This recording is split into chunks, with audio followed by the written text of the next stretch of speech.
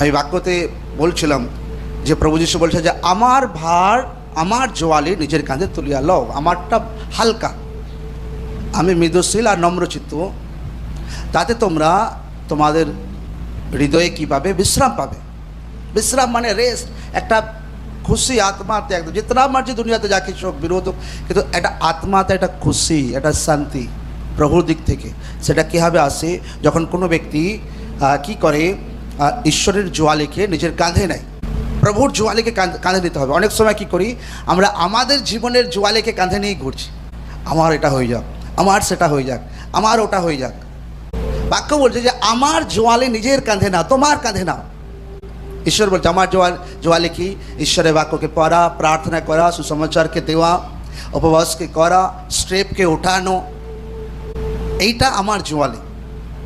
এবং অনেক সময় লোকেরা, না প্রভু এ তোমার জোয়ালি বহুত ভারী, এত বিরোধের মধ্যে আমি কি করে আগে বাড়তে পারি? তা থেকে বাড়িতে চুপচাপ বসে থাকলেই ভালো, যেমন তেমন জীবন কাটালেই ভালো। মতলব সেই ব্যক্তি ঈশ্বরকে বোঝাতে চাইছে যে প্রভু তোমার জোয়ালি ভারী।